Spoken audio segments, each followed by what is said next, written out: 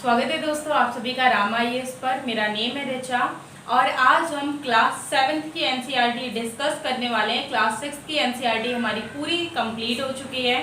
आज हम class 7th की एनसीईआरटी स्टार्ट कर रहे हैं जो चैप्टर 1 हमारा है हजार वर्षों के दौरान हुए परिवर्तनों की पड़ताल। आखिर ये चैप्टर कहना क्या चाहता है? देखिए, जब हमने क्लास 6 की एनसीईआरटी स्टार्ट की थी तो उसमें हमने ये चीज़ डिस्कस किया था। जब फर्स्ट चैप्टर था, जो भी इंफॉर्मेशन थी वो हमने देखी थी।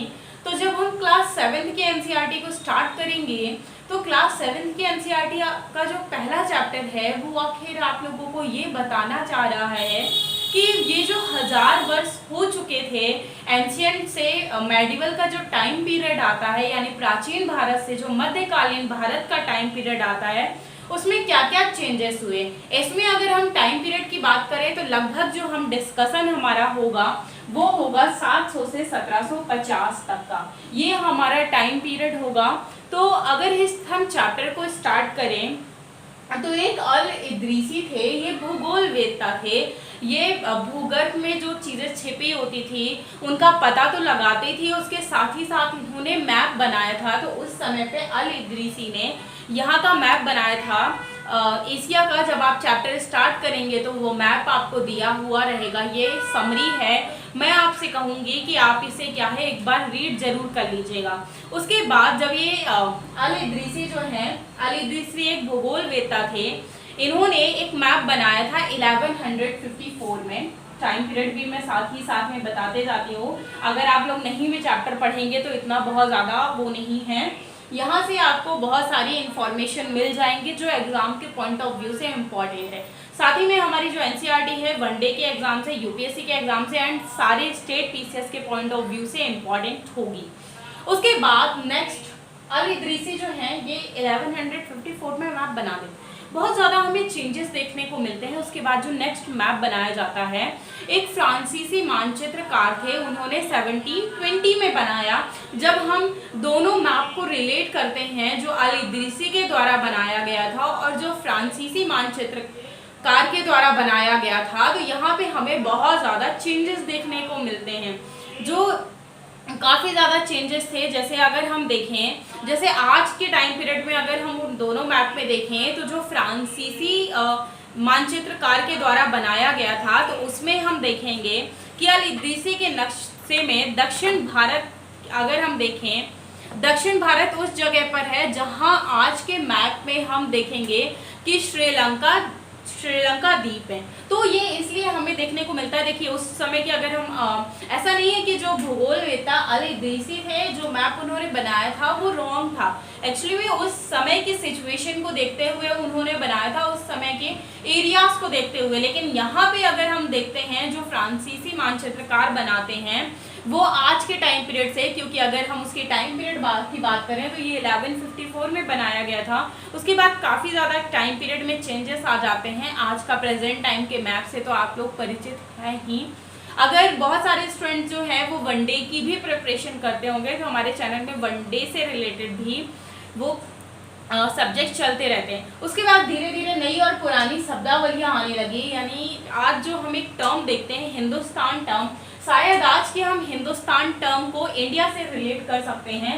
इससे हम ये मान सकते हैं कि हिंदुस्तान को इंडिया कहा जाता है। लेकिन आखिर अगर हम 16वीं शताब्दी के आसपास की बात करें तो ये हिंदुस्तान शब्द क्या था? ये हिंदुस्तान शब्द जो था इसके अलग अलग मायने थे। जैसे हिंदुस्तान शब्द का उस समय पे जो प्रयोग किया गया था 16वीं शताब्दी के आसपास में, तो इसका जो इस्तेमाल किया गया था, मिनहाज सिराज होते हैं, एक इतिहासकार हुए मिनहाज सिराज है, उनका यहाँ पे नेम लिखा हुआ है। मिनहाज सिराज ने हिंदुस्तान शब्द का प्रयोग पंजाब, हरियाणा और गंगा यमुना के क्षेत्र के लिए किया था। तो अगर ऑप्शंस दे दिए जाए, स्टेट पीसीएस में सब तरीके के क्वेश्चंस पूछे जाते हैं, उसमें ये कह दिया जाए हिंदुस्तान शब्द का जो प्रयोग है वो मिनहाज सिराज ने किस बेसिस पे किया था, तो पंजाब, हरियाणा और गंगा यमुना का जो क्षेत्र था, यहाँ पे आपको गंगा यमुना का क्षेत्र जो है यहाँ पे आपको दोआब लिखा हुआ भी मिल सकता है। दोआब का मतलब क्या होता है? दो नदियों के आसपास का एरिया या किनारे का एरिया जो है तो गंगा यमुना 2 रिवर्स है, तो यहाँ पे मैंने आपको दोआब भी बता दिया कि आखिर दोआब क्या होता है। उसके बाद बाबर आता है 16वीं शताब्दी में। बाबर हिंदुस्तान शब्द के क्या मायने निकालता है? बाबर जो था वो यहाँ पे टर्म को डिफाइन करता है भूगोल, पशु पक्षी और यहाँ की संस्कृति से।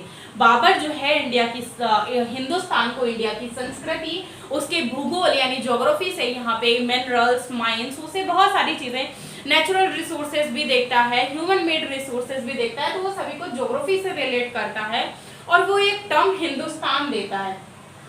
उसके बाद फिर हमारी एक एनसीईआरटी में विदेशी शब्द आता है। आज अगर आप विदेशी शब्द के बारे में देखें तो आज विदेशी शब्द का मतलब क्या होता है? Foreigners, alien. पॉलिटी में हमें फॉरेनर्स के लिए एलियन शब्द मिलता है। आखिर ये होता है, आज कोई भी बाहर के देशों से, जैसे अमेरिका, चीन और किसी भी देश से हम देखें तो कोई व्यक्ति अगर आता है तो वो हमारे लिए विदेशी होगा। लेकिन आखिर उस समय पे कौन व्यक्ति जो था वो विदेशी हुआ करता था? उस समय पे अगर हम किसी की बात करें कि वो कौन लोग थे जो विदेशी हुआ करते थे, वो बात करें कोई अजनबी जो था, कोई अजनबी अगर है तो वो कौन हुआ करता था? यहाँ पे हम देखते हैं कि अगर मान लीजिए कि कोई भी जो अजनबी है वो क्या करेगा, अगर किसी भी बाहर की जगह से आया है, किसी भी बाहर की जगह से मतलब ये है कि अगर मान लीजिए कि कोई व्यक्ति जो है ये दूसरे गांव से आया है, यहाँ पे सिर्फ गांव है या फिर एक ही गांव में दो व्यक्ति जो हैं आपस में एक दूसरे को जानते नहीं हैं, तो वो एक दूसरे के लिए आपस में अजनबी होंगे और टर्म देंगे कि वो क्या है, उनके लिए विदेशी है। तो यहाँ पे मतलब किसी भी देश से नहीं है। उस समय पे एंशिएंट टाइम 16वीं शताब्दी में यहाँ पे जो मतलब हुआ करता था वो हुआ करता था कि बाहर से कोई भी आया हुआ जो व्यक्ति है, ठीक है, उसके लिए ये विदेशी टर्म यूज किया गया, यानी ये कहा गया कि उसे जिसे आप लोग नहीं जानते उसके लिए विदेशी। वो एक दूसरे, अगर कोई एक दूसरे को नहीं जानता तो वो उसके लिए अजनबी और विदेशी होगा, और अगर कोई जानता है तो वो उसके लिए क्या होगा, देसी ही होगा, क्योंकि वो उसे जानता है। उसके बाद इतिहासकार, तो हमें स्रोत, एक नेक्स्ट टर्म आता है हमारी एनसीईआरटी में, वो आता है इतिहासकार और उनके स्रोत। इतिहासकार कौन होते हैं? जो बुक्स वगैरह लिखते हैं, हिस्टोरियंस, जिन्हें हिस्ट्री की अच्छी खासी समझ होती है। तो इतिहासकारों की अगर हम बात करें, उसके बाद स्रोत की बात करें कि जब हम इतिहास पढ़ते हैं तो हमारे पास कौन कौन से सोर्सेस मिलते हैं। हमारे पास वो सोर्सेस होते हैं जो हमारे पूर्वजों के द्वारा लिखे गए हैं या पूर्वजों के द्वारा छोड़े गए। हमें अपने परिवार के बारे में अगर जानना हो, मान लीजिए कि मेरे परदादा नहीं है, अगर मैं अपने परदादा के बारे में जानना चाहती हूँ, मैं इच्छुक हूँ कि मैं जानना चाहती हूँ कि मेरे परदादा जो थे वो कहाँ से बिलोंग करते थे, क्या था, कहाँ उनकी मैरिज हुई, तो ये सब जानने के लिए मुझे अपने जो दादा दादी हैं उनसे पूछना पड़ेगा, या जो अच्छी समझ रखता है, जो उन्हें जानता है अच्छे से, उनसे पूछना पड़ेगा। तो सेम वैसे जब हम इतिहास के बारे में देखते हैं तो इतिहास की जो अच्छी समझ रखता है, जो इस बारे में जानता है, उनसे हमें पूछना पड़ेगा। तो इतिहास जानने के हमारे पास कौन कौन से स्रोत मिलते हैं? उस समय पे जो सिक्के लिखे गए वो सिक्के हमें मिलते हैं। शिलालेख, जो राजा थे वो लिखवाते थे शिलालेख। स्थापत्य कला, स्थापत्य कला का यहाँ पे मतलब क्या है? स्थापत्य कला का मतलब है भवन निर्माण कला। उस समय पे जो लोग थे भवनों का निर्माण करवाते थे। राजाओं के आज भी महल जो है वो बने हुए हैं, तो इतने ज़्यादा आप महल देखेंगे, बहुत ज़्यादा सुंदर, उनका आर्किटेक्चर जो है वो बहुत ही ज़्यादा फाइन क्वालिटी का है। तो हम यहाँ पे देखते हैं कि स्थापत्य कला में भवन निर्माण करने की कला,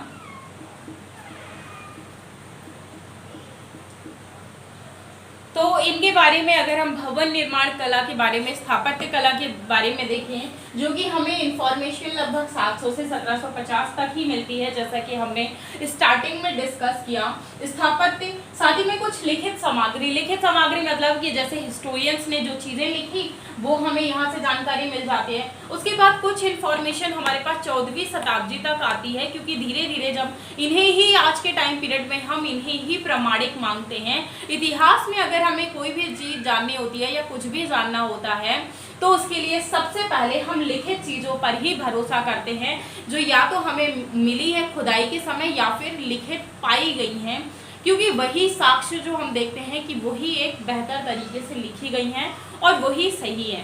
उसके बाद धीरे धीरे जैसे जैसे लोग बड़े पैमाने पर लोग चीज़ें जो हैं वो लिखवाने लगे, बहुत सारे शासकों के वृत्तांत हमें मिलते हैं, संतों के उपदेश मिलते हैं। जैसे जैनिज्म और बुद्धिज्म अगर आप लोगों ने पढ़ा हो तो उनके द्वारा गौतम बुद्ध के द्वारा उपदेश दिए गए थे, उन उपदेशों को लिखा गया, उनके उपदेशों का संकलन किया गया, वो सारी चीज़ें हमें लिखित तौर पर मिलती हैं। तो जब हम चीज़ें हमें लिखित तौर पर मिलती हैं तो उसके प्रमाण जो हैं वो बहुत ज़्यादा स्ट्रॉन्ग हो जाते हैं।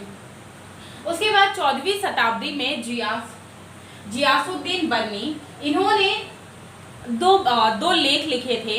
एक पहला लिखा था 1356 में और दूसरा लिखा था 1358 में।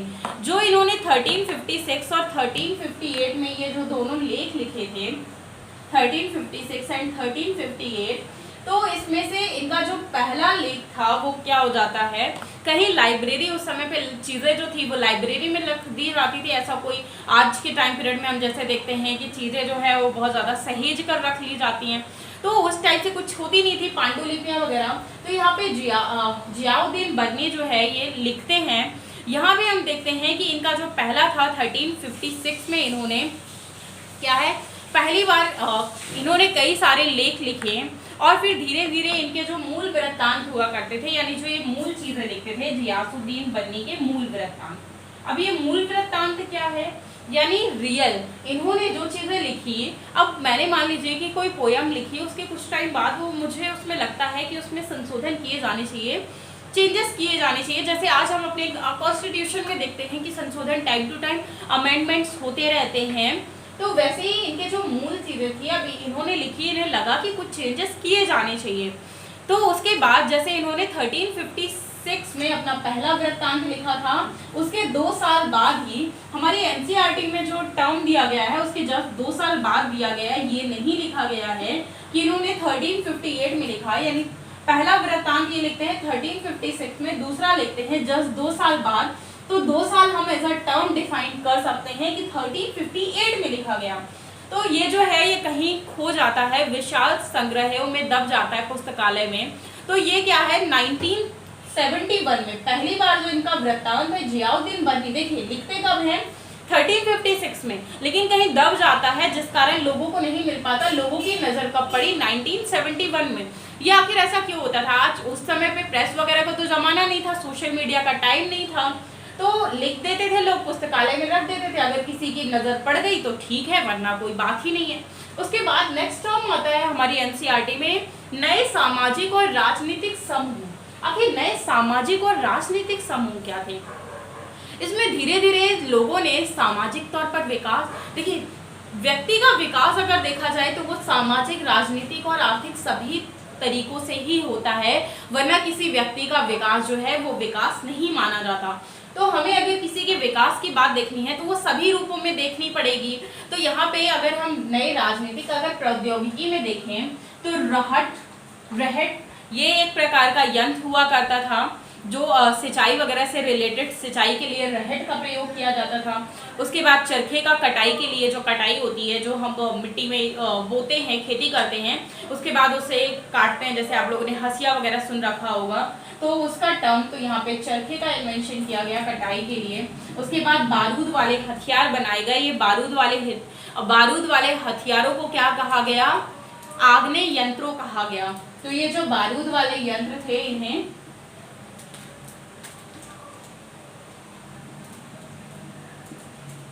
आग्नेय यंत्रों, तो ये आग्नेय यंत्रों जो थे इनके बारे में अगर हम देखें तो ये जो है उस समय पे लोग जो है टेक्नोलॉजीज वगैरह का विकास करने लगे थे। उस समय पे युद्ध वगैरह के लिए भी तैयारियां करने लगे थे। आखिर लोग युद्ध के लिए, क्योंकि जैसे जैसे समाज हम देखेंगे कि विकसित होता जाएगा तो उसमें बहुत सारी चीज़ें आते जाएंगी और लोगों को अपनी बहुत सारी चीज़ों के प्रति, क्योंकि अगर लोग खेती कर रहे थे या लोग धीरे धीरे अब ज्वेलरीज वगैरह भी रखने लगे थे, तो उसके लिए या फिर जो टेरिटरीज हैं, टेरिटरीज के लिए भी तो युद्ध हो सकते थे, तो इसके लिए लोगों ने यहाँ पे सामान रखने विकसित किए। उसके बाद अगर हम देखें खाने में क्या किन किन चीज़ों का इन्वेंशन होने लगा, तो उसी टाइम पे आलू, मक्का, मिर्च और कॉफ़ी का विकास हुआ था। ये जो चीज़ें थी इन सभी का लोग धीरे धीरे गतिशीलता बनाने लगे, वो रहने लगे। अगर आप लोगों ने एनसीईआरटी पढ़ा होगा तो रहट जो टर्म है वो सुना होगा। इसमें महत्व जो है धीरे धीरे सामुदायिक महत्व बढ़ने लगा और फिर एक राजपूत वर्ग का उदय होता है। यहाँ पे महत्व एक समुदाय, अगर राजपूत के रूप में देखें तो यहाँ पे एक समुदाय के रूप में उभरता है राजपूत। अब ये आखिर क्या था ये राजपूत? अगर हम राजपूत का मीनिंग देखें तो राजपूत का मतलब होता है राजपुत्र। राजपुत्र समाज तो आप लोगों ने पढ़े ही होंगे। राजपुत्र का अगर हम देखें तो इसका मीनिंग होता है राजा का पुत्र। ये क्या है अब ये राजपूत जो टर्म लेकर आया गया है, ये राजपूत शब्द जो था इसके अंतर्गत राजपूत यहाँ पे राजाओं से नहीं है, सामंतों के अंदर और क्षत्रियों के लिए प्रयोग किया जाता था, जो पूरे उपमहाद्वीप में लोगों के लिए कार्य करते थे, अलग अलग कार्य करते थे।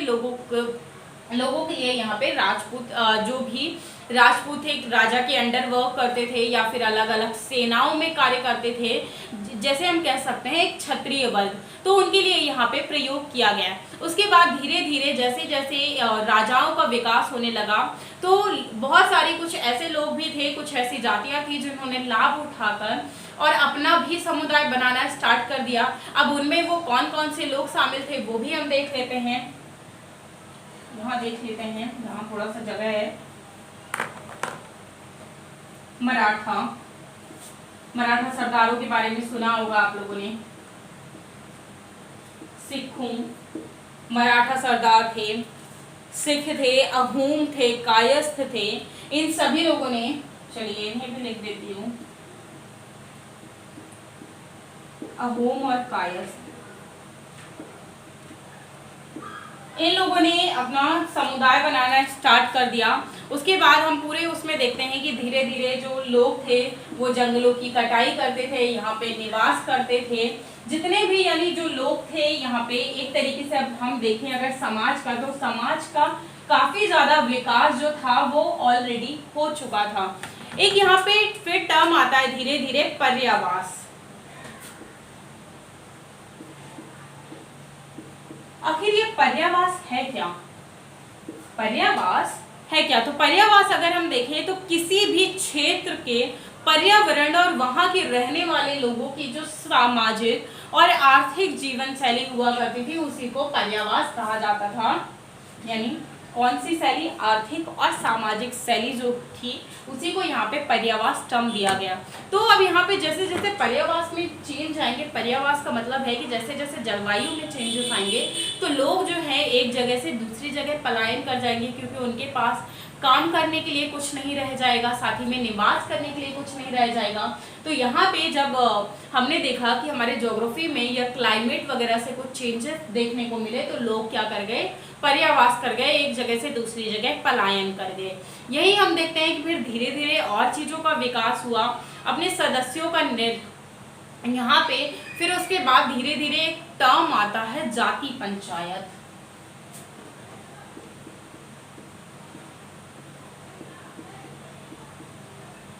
आखिर ये जो टर्म है ये जाति पंचायत ये आखिर क्या था? तो अगर हम जाति पंचायत का, अब यहाँ पे जाति पंचायत जो था ये किसके लिए? जो बड़े बुजुर्ग हुआ करते थे उनकी एक सभा हुआ करती थी। बड़े बुजुर्ग जो थे इनकी सभा हुआ करती थी। जाति पंचायत इसमें होता क्या था कि मान लीजिए अगर किसी के साथ कोई प्रॉब्लम हो गई है, किसी के साथ कोई घटना घटित हुई है, तो यहाँ पे हम देखते हैं कि उनका जो है निपटारा किया जाता था, उनके लिए सहायताएं की जाती थी। उसके बाद धीरे धीरे कुछ क्षेत्र और साम्राज्य भी अलग अलग आने लगे। जैसे हम देखते हैं चोल, चेर, पांड्य, ये कुछ साम्राज्य थे अलग अलग जो विकसित होने लगे धीरे धीरे। तो इनके बारे में जो है वो अलग अलग चैप्टर में दिया गया है ऑलरेडी। तो इनके बारे में जो अलग अलग ऑलरेडी दिया गया है उनके बारे में हम वह नेक्स्ट चैप्टर में जिस चैप्टर में उनकी कहानियां दी गई हैं उसी में डिस्कस कर लेंगे। उसके बाद पुराने और नए धर्म एक टॉपिक आता है। आखिर ये पुराने और नए धर्म क्या था? अगर हम हिंदुओं की बात करें, आज जो हमारा एक धर्म हमें देखने को मिलता है वो है हिंदू धर्म। तो हिंदू धर्म ये नया धर्म है या पुराना धर्म है? तो इसके बारे में अगर हम देखें तो 1000 सालों की जब पड़ताल की गई तो उसमें धार्मिक परिवर्तन काफी ज्यादा हुए। और हिंदू एज एक लाइफ स्टाइल ऐसा नहीं है, उसे धर्म से जोड़कर नहीं देखा जाता। जो हमारा मेन धर्म है वो सनातन धर्म है। हिंदू को जो धर्म कहते हैं वो एक्चुअल में धर्म नहीं है, उसे हमारा जो धर्म बताया गया है वो सनातन धर्म बताया गया है। तो आखिर हिंदू वर्ड क्या है? हिंदू वर्ड जो है, जैसे हिंदू मुस्लिम के नाम पर राजनीति होती है तो इसे हिंदू को एक धर्म से जोड़ा जाता है। तो हिंदू एक्चुअल में एक धर्म नहीं है, ये एक लाइफ स्टाइल है। और जो भी एक ऐसी लाइफ स्टाइल फॉलो करता है तो हम ये कह सकते हैं कि वो अपने आप को हिंदू कह सकता है, भले ही वो किसी भी धर्म का हो। तो हिंदू धर्म में बहुत सारे बदलाव आ गए। और उस समय अगर हम हिंदू धर्म की बात करें तो उस समय का जो हिंदू धर्म हो गया था, वो हिंदू धर्म जो था वो देवी देवताओं की पूजाओं से देखा जाने लगा था। अब देवी देवताओं की पूजाओं से कैसे? जैसे देवी देवता उस समय पे कौन कौन से देवी देवता जो थे वो पूजे जाने लगे थे उस समय पे अलग अलग, जैसे दुर्गा माँ देखते हैं, विष्णु जी की पूजा होने लगी थी, शंकर जी की पूजा होने लगी थी। तो अलग अलग देवी देवताओं के बारे में बात करें तो इनकी जो है वो पूजाएं होने लगी थी। यहाँ पे ब्राह्मण और एक पुरोहित टर्म जो आज काफी ज्यादा फेमस है, चलन में है, वो भी आने लगे थे। साथ ही में जो ब्राह्मण हुआ करते थे वो अपने आप को हिंदू धर्म का संरक्षक कहने लगे थे। आखिर ये संरक्षक होता क्या? संरक्षक का मतलब है कि किसी भी वस्तु को संभाल कर रखने वाला, उसकी देखभाल करने वाला ही कहलाता है संरक्षक। तो हम यहाँ पे देखते हैं कि धीरे धीरे इसी टाइप से अगर हम देखें तो जो ब्राह्मण वर्ग था उसका समाज में बोलबाला हो गया था, उसका दबदबा हो गया था। फिर धीरे धीरे नए नए धर्म उभर कर आते हैं, मुस्लिमों में भी धर्म उभर कर आते हैं, हिंदुओं में भी अलग अलग देवी देवताओं की पूजाएं की जाने लगी। उसके बाद धीरे धीरे जो हम देखेंगे कि शब्द यहाँ पे अगर हम देखें तो यहाँ पे उसके बाद के जो हम आगे के चैप्टर में देखेंगे समय और इतिहास के कालखंडों पर विचार। आखिर ये समय और इतिहास के कालखंडों पर विचार क्या है? अगर हम इनके बारे में संरक्षक तो ये हमने समझ लिया। 19वीं शताब्दी के मध्य तक आते आते जब हम इतिहास को पढ़ते पढ़ते 19वीं शताब्दी तक पहुंचेंगे। अभी हमने ये जो चैप्टर स्टार्ट किया था वो 16वीं शताब्दी से स्टार्ट किया था। ये सब अभी हम बहुत सारी चीजें जो है वो बहुत डिटेल में पढ़ेंगे, क्योंकि पहला चैप्टर जो है हमारा वो ये बता रहा है हजारों वर्षों में आखिर क्या क्या घटनाएं घटित हुई। तो 19वीं शताब्दी तक जब हम पहुंचेंगे तो यहाँ इतिहासकारों ने भारत के इतिहास को 3 भागों में, इतिहासकार जो हैं भारत का जो इतिहास है उसे 3 भागों में विभाजित करते हैं। वो था Hindu, Muslim and British. Hindu, Muslim and British. अब ये हिंदू, मुस्लिम एंड ब्रिटिश का क्या कॉन्सेप्ट था? अगर हिंदू, मुस्लिम और हम ब्रिटिशर्स 19वीं शताब्दी तक, तो हिंदू जो थे उसके बाद हम धीरे धीरे देखेंगे कि यहाँ पे कैसे बाहरी आक्रमण हुए, मुस्लिम्स कैसे आए। उसके बाद उनकी सत्ता के बाद हम देखेंगे कि इंडिया में जो ब्रिटिशर्स थे वो किस प्रकार से आते हैं, वो फिर यहाँ पे कैसे रूल करते हैं और कितने टाइम तक। तो इनके बारे में अगर हम मध्यकाल से देखें तो काफ़ी सारी चीज़ें जो हैं वो हमें देखने को मिलेंगी आगे के चैप्टर्स में। तो जुड़े रहिए हमारे साथ, आगे जो भी चैप्टर्स होंगे वो भी हम चैप्टर्स इसी तरीके से लेकर आएंगे। और अगर वीडियो आपको ये लंबा लगे या कोई चैप्टर जो होगा वो अगर लेंथी होगा, उसमें इंफॉर्मेशन ज़्यादा होगी, तो उसे हम क्या करेंगे 2 पार्ट्स में लेकर आ जाया करेंगे। इसमें बहुत सारी चीज़ें थी जो चैप्टर में नहीं थी, लेकिन मैंने साथ ही साथ इसलिए बता दी क्योंकि वो एग्जाम की पॉइंट ऑफ व्यू से इम्पॉर्टेंट है, कभी कभी पूछ ली जाती हैं और आप एग्जाम्स की प्रिपरेशन कर रहे हैं तो इतनी समझ होना आवश्यक है। तो अगर चीज़ें आपकी समझ में आ गई हैं तो थैंक यू। अगर कोई डाउट मिले आपको तो आप नीचे कमेंट बॉक्स में मैसेजेस करके पूछ लीजिएगा, आपको तुरंत रिप्लाई किए जाएंगे आपके क्वेश्चंस के, और बाकी आप समझते हैं वो आप सब कर लेंगे। थैंक यू, मिलते हैं नेक्स्ट वीडियो में।